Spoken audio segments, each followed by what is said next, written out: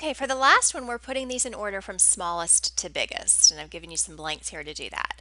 Let's take 25/6 and change this into a mixed number. And so in order to do that, you say, well, 6 goes into 25, because of course the first number always makes it inside the house, the last number gets stuck outside. 6 goes into 25 4 times with a remainder of 1. So the way that we write that is 4 and 1, and the denominator stays the same, 6. So this is 4 and 1/6. We come here to the square root of 15, and I don't know what it is. This is clearly an irrational number because it's not a perfect square. But think about what perfect square it's closest to.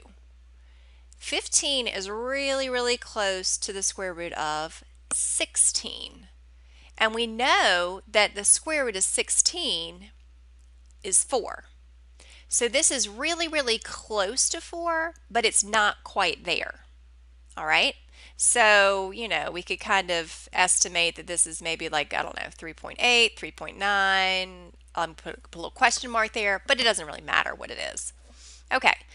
Then we get to these two numbers, which are clearly the small ones. These are much bigger than these two. This one here is already in decimal form, so let's move over to this one. 8 times 10 to the negative third, we're going to have to move the decimal, and we're going to make it smaller because negative exponents mean decimals. All right, so we move it once, twice, 3 times, and we're going to put some zeros in here.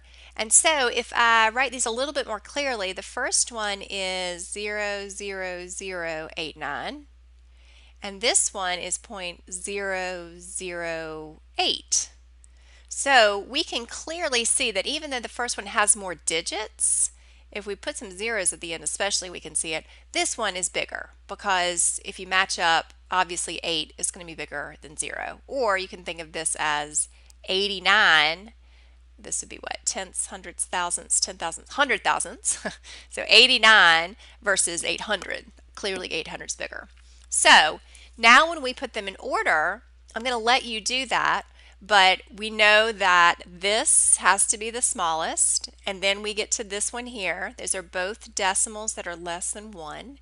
And then we have these last two, where this one is close to 4 but not quite there, and this one is a little bit over 4.